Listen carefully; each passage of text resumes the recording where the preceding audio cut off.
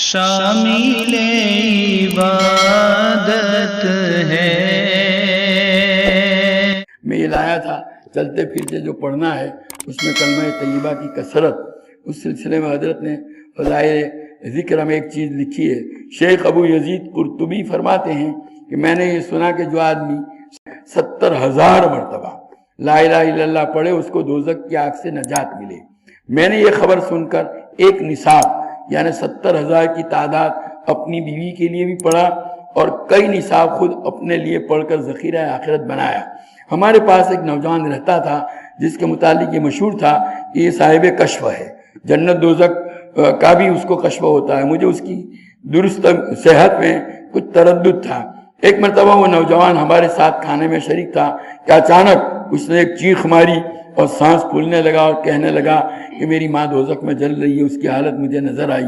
قرطبی کہتے ہیں کہ میں اس کی گھبراہٹ دیکھ رہا تھا، مجھے خیال آیا کہ ایک نصاب اس کی ماں کو بخش دوں جس سے اس کی سچائی کا بھی مجھے تجربہ ہو جائے گا۔ چنانچہ میں نے ایک نصاب 70,000 کا ان نصابوں میں سے جو میں نے اپنے لیے پڑھ رکھے تھے اس کی ماں کو بخش دیا۔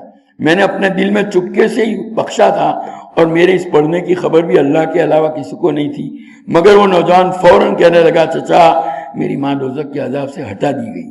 قرطبی کہتے ہیں کہ مجھے اس قصے سے 2 فائدے ہوئے۔ ایک تو اس برکت کا جو 70,000 کی مقدار میں ہے اور اس کا تجربہ ہوا، اور دوسرا اس نوجوان کی سچائی کا یقین ہو گیا۔ یہ چیزیں بھی چلتے پھرتے ایسے نصاب بھی اپنے لیے جمع رکھو۔ ہمارا حال تو یہ ہے کہ ہمارے عزیزوں میں سے کسی کا انتقال ہوتا ہے تو پھر قرآن لے کر بیٹھتے ہیں پڑھنے کے لیے، اور کہا یہ پورا ہوگا تو اس کو ثواب بھیجیں گے۔ وہ جو فارسی میں کہا گیا تا تریاق ازیراق آوردہ شود مار گزیدہ مردہ شود، جس کو سانپ نے کاٹا ہو اس کے علاج کے لیے تریاق عراق سے لائیں گے وہاں تک تو یہ مر جائے گا۔ تو ہمارا جو مرحوم ہے اس کو تو فوری طور پر ضرورت ہے، ایک دم ایمرجنسی ضرورت ہے، اور ہم قرآن کھول کے اب قرآن پورا ہوگا 1 مہینے کے بعد اور اس کا ثواب بھیجیں گے، کب اس کو فائدہ پڑا؟ ہمارے پاس یہ ساری چیزیں جمع ہونی چاہیے۔ جو کچھ پڑھو نا، قرآن جتنا بھی پڑھو روزانہ نوٹ کرو، ایک ڈائری بناؤ، اور تسبیحات جو پڑھو اس کو نوٹ کرو۔